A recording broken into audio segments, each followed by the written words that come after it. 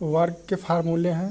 ये सब आपको याद कर लेंगे तो आपको आपके पास कहीं घूमने की ज़रूरत नहीं पड़ेगी, यहीं सारे क्वेश्चन हो जाएंगे। ये आप देख रहे हैं किसी वर्गाकार मैदान के चारों ओर बाहर की और किनारे के सटे हुए x की चौड़ाई का रास्ता, तो रास्ते के क्षेत्रफल अगर निकालना है तो 4x ब्रैकेट में एक भुजा प्लस x ये रहेगा। और दूसरा फार्मूला है यदि रास्ता वर्गाकार है, इस तरह से बहुभुज का फार्मूला है।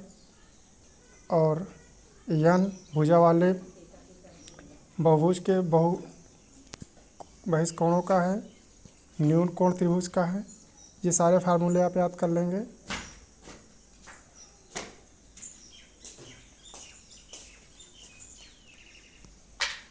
अब बात करते हैं कुछ घनाकार और उनके फार्मूले की। जैसे घनाकार खुले बक्से का संपूर्ण पृष्ठों का क्षेत्रफल अगर पूछेगा तो आपको लंबाई इंटू चौड़ाई प्लस 2 ब्रैकेट में चौड़ाई गुणे ऊंचाई प्लस ऊंचाई गुणे लंबाई, ये फार्मूला आपको याद करना चाहिए। घनाकार कमरे के चारों दीवारों का क्षेत्रफल अगर पूछेगा तो 2 गुणे ऊंचाई गुणे ब्रैकेट में लंबाई प्लस चौड़ाई हो जाएगा, ये फार्मूला है।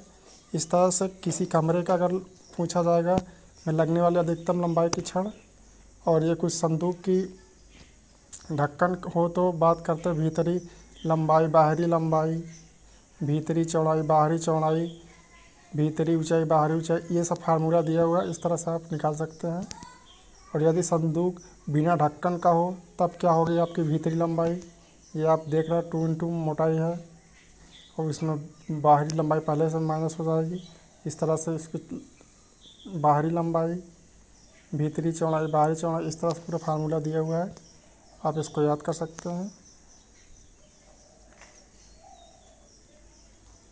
अब बात करते हैं त्रिभुज का। त्रिभुज का परिमाप आपको पता ही होगा, तीनों भुजाओं का योग होता है। क्षेत्रफल 1/2 इंटू आधार गुणा चौड़ाई। इस तरह से समकोण का भी दिया हुआ है फार्मूला। त्रिभुज का क्षेत्रफल 1/2 आधार गुणा ऊंचाई। परिमाप त्रिभुज का कर्ण लंब त्रिभुज का आधार कैसे निकाला जाएगा, पूरा फार्मूला दिया हुआ है।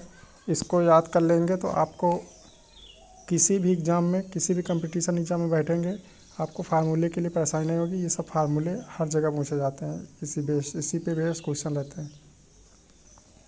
समद्विबाहु त्रिभुज का क्षेत्रफल दिया हुआ है b/4 √4² - b²। ये फार्मूले सब इसमें लिखे हुए हैं, आप याद कर लीजिए। आपको जहाँ भी जिस भी फार्मूले में कन्फ्यूज़न होगा कमेंट करिएगा, उसका जवाब दिया जाएगा। ये देख रहे हैं उसमें क्लियर लिखा हो, इसलिए आप मुझे पढ़ने या वो करने की बताने की ज़रूरत नहीं है।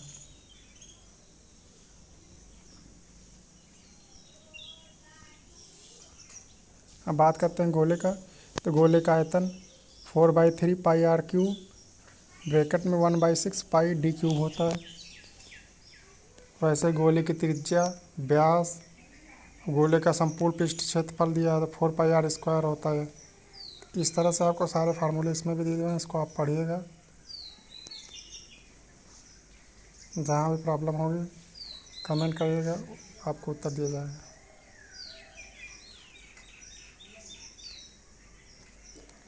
अब शंकु का बात करते हैं तो शंकु का क्षेत्रफल होता है πrl।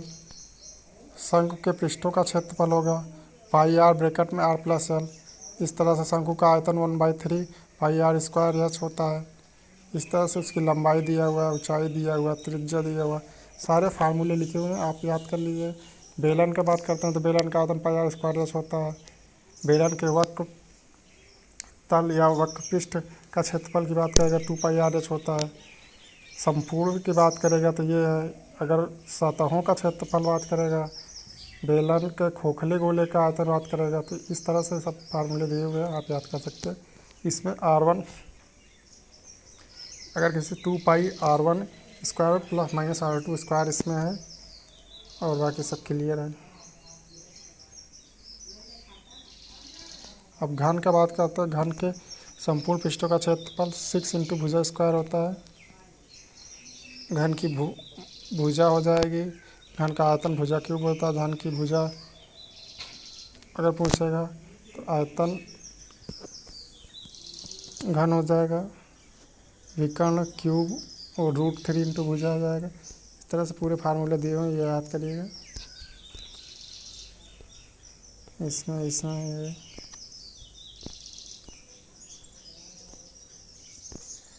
बात करते हैं वर्ग की।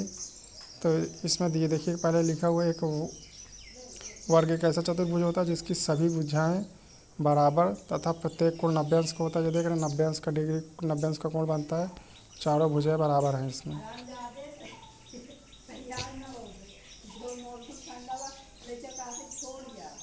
अब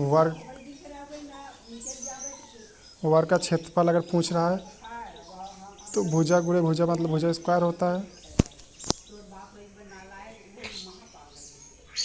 इस तरह से वर्ग की भुजा, वर्ग का परिमाप दिया हुआ है, वर्ग की भुजा, वर्ग का विकर्ण, वर्ग की भुजा।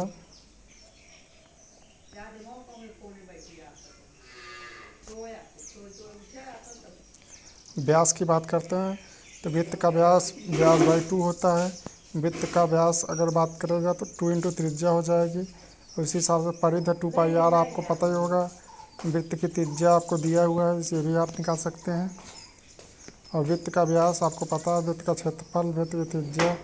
इस तरह से इसमें सारे पूरे फार्मूले लिखे हुए हैं, आप याद करिएगा। जहाँ भी आपको फार्मूले में दिक्कत होगी कमेंट करिएगा, आपको उसको उत्तर दिया जाएगा। और कोई भी फार्मूले में प्रॉब्लम होगी तो कमेंट जरूर करिएगा। बाकी वीडियो को लाइक करिए, कमेंट करिए, शेयर करिए, ताकि सबको इसको सभी कंपटीशन में तैयारी करने वाले स्टूडेंट को आपको जानकारी मिल सके। अब लास्ट में बात करते हैं आयत का। तो आयत का क्षेत्रफल आपको पता होगा, लंबाई गुणा चौड़ाई होता है। और ये ए मतलब एरिया है, और एल मतलब लेंथ, बी मतलब ब्रेथ। ये इंग्लिश में समझ सकते हो इस तरह से, या शॉर्ट फॉर्म में। वही आयत की लंबाई की बात करेगा तो क्षेत्रफल बटे चौड़ाई हो जाएगी। वही एकदम से फार्मूला इसमें भी दिया, लंबाई मतलब length divide by area divide by breadth. और आयत की चौड़ाई की बात करेगा तो ये फार्मूला हो जाएगा। आयत के परिमाप की बात करेगा 2 इंटू ये लंबाई प्लस चौड़ाई हो जाएगा। आयत की लंबाई बात करते हैं तो ये हो जाएगा। आयत की चौड़ाई बात करेगा विकर्ण, इस तरह से लंबाई है चौड़ाई है। अगर इस तरह से पूरे फार्मूले आप निकाल सकते हैं। और फिर आखिर कोई दिक्कत होगी तो आप कमेंट करिएगा, और बाकी वीडियो को सब तक शेयर करिए, और जितने भी कंपटीशन तैयारी करने वाले उन तक पहुँचाए, ताकि आप सभी को इसका फ़ायदा हो सके। Thank you.